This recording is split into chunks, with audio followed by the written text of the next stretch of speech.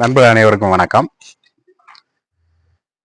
இன்று இந்திய கம்யூனிஸ்ட் கட்சியின் முதுபெரும் தலைவர், சுதந்திர போராட்ட வீரர், சமூக போராளி, தனது வாழ்நாள் முழுவதையுமே விவசாய மக்களுக்கும் அடித்தட்டு மக்களுக்கும் ஏற்றம் பெற வேண்டும் என்று தன் வாழ்நாளை அர்ப்பணித்த மிகப்பெரிய சமூக போராளி திரு ஐயா நல்லக்கண்ணு அவர்களின் மறைவு நமக்கு பேரதிர்ச்சி கொடுக்கின்றது. அதாவது பார்த்தீங்கன்னா, கிட்டத்தட்ட 100 ஆண்டு சரித்திரம் கண்டவர்.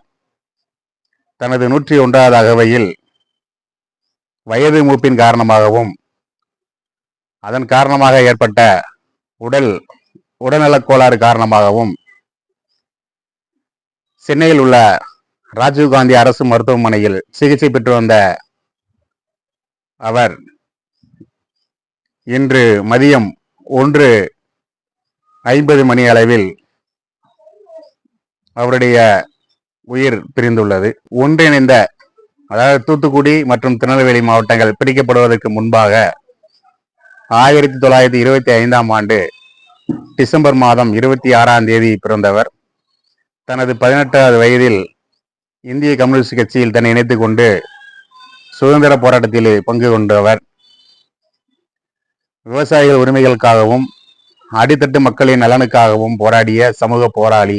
அப்படிப்பட்ட ஐயா நல்லக்கண்ணு அவர்களுக்கு 2007ஆம் ஆண்டு அப்போதைய ஆளுநர் ஜுர்ஜித் பர்னாலா அவர்கள் சகாயோகி விருதினை வழங்கி கௌரவித்தார்கள்.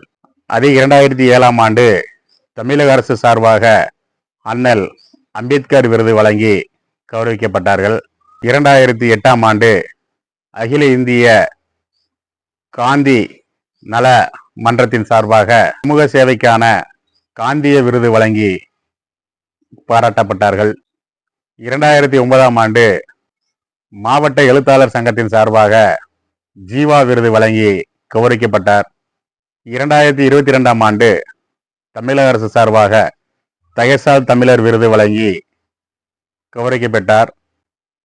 ஏழை எளிய தலைவர் ஐயா நல்லக்கண்ணு அவர்கள் இன்று நம்மை விட்டு பிரிந்துள்ளார். அன்னாருக்கு ஆழ்ந்த இரங்கலை தெரிவித்துக் கொள்கிறோம்.